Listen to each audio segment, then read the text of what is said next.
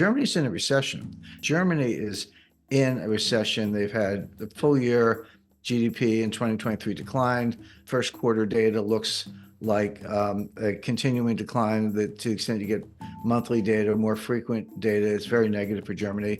I just bought a brand new German sports sedan. By the way, my old car I had for 15 years. It had 250,000 miles on it. So I figured it was about time, but I can't. But the new one, I'm very careful about the specification. It was made in Germany, which is good. But the engine was made in Hungary. And I was fine with that. The Hungarians are smart and they're productive, and I'm sure they had good quality control. But I thought, gee, isn't that interesting that Germans are outsourcing the engine production to Hungary the way Americans are outsourcing everything? Well, it used to be China, now it's Mexico.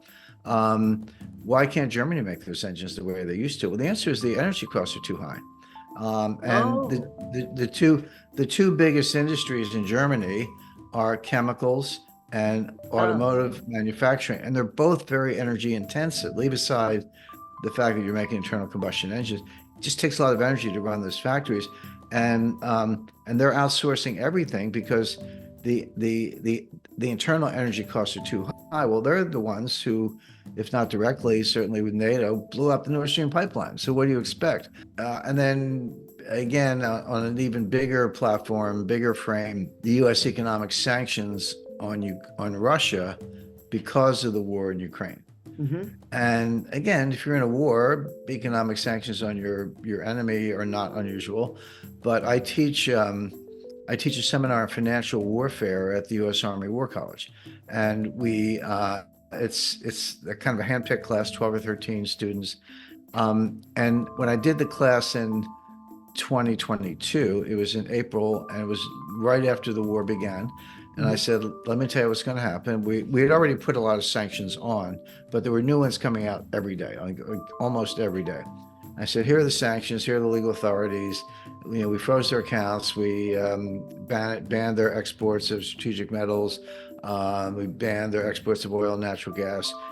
We banned imports to Russia of technological equipment, et cetera, et cetera. And I remember Biden screaming, we're going to destroy the ruble, we're going to sink the ruble, et cetera. And I said, none of this is going to work. Not only will it not slow down the Russian economy, it will actually boomerang and hurt us, meaning the Western Europe and the United States, more than it hurts the Russians. And I got a lot of pushback from the class. They were all gung ho. I mean, I don't blame them. They're military. They want to win a war or whatever.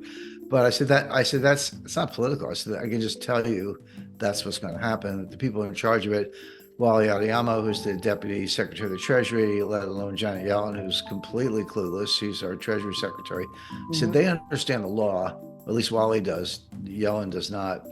But they don't understand economics. They don't understand how easy it is to work around sanctions, how easy it is to use import substitution, et cetera. So anyway, I taught the class again last spring. I guess my next one will be coming up in a couple of months. But in the spring of 2023, I taught the class. I said, let me tell you what I taught last year's class. And I kind of went down the list. And I said, and I was right about everything. Wow. I was right that the sanctions wouldn't work. I was right that they would boomerang. Today, the biggest problem in the Russian economy is a labor shortage. That economy is booming. It grew about 5% in the fourth quarter of 2023. The ruble is stable. It had the big dip, and then it came all the way back, and then it was stable for the better part of a year. Over a year, went down a little bit, but not a lot. That had to do with oil prices. If they have an economic problem, they have a little bit of inflation, which means your economy is running hot. So Vera Nabiullina, who's the head of the Central Bank of Russia, I say she's the only central banker in the world who actually knows her job. She raised interest rates a little bit just to cool it off.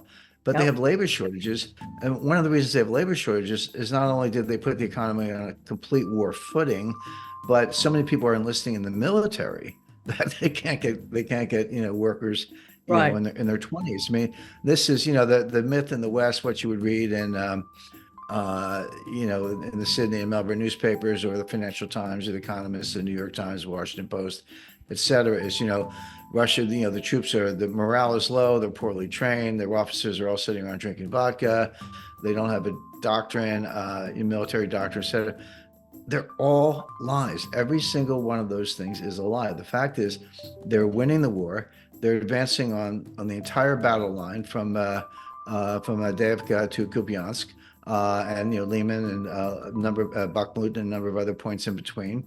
They're advancing, but the Russians take their time. All you have to do is look at the Eastern Front in World War II. I mean, Yeah. there were get the number right, 20 million people killed in combat, and I think another 10 million civilians. But the Germans came in and they killed 5 million Russians. And the Wehrmacht said, okay, we're on the outskirts of Moscow. We've taken Stalingrad. We've surrounded Leningrad. Today's St. Petersburg. We've killed 5 million Germans, or sorry, 5 million Russians. But then the Russians came back with 5 million more, and then 5 million more. In other words, the Wehrmacht and the German intelligence had no idea quite what they were dealing with in terms of Russia's ability to mobilize, and that's still true. But you look at the Battle of Kursk in 1944, late 43, early 44, they didn't rush into anything. They had a war of attrition. They wore down the Germans, and then they surrounded them. They enveloped them in what's called a cauldron, and they annihilated them. But they weren't in any hurry about it. And it was only when the Germans had been annihilated that they moved through Warsaw and Berlin. Well, they're doing the same thing in Ukraine. They're not marching to Kiev, not yet. Give them time, but they are annihilating the Ukrainians on the battlefront. And now that the U.S. Congress looks like it's not going to approve any further aid to Ukraine, Yeah. the EU did it reluctantly, but even the EU, I think it was 50 billion euros, if I'm not mistaken. But Hungary insisted that that be in 4 annual installments, not all at once. So whatever that comes to, it's like 13 million. 13 million euros is not going to. That's barely enough to pay the oligarchs in Ukraine, and the U.S. is contributing nothing right now.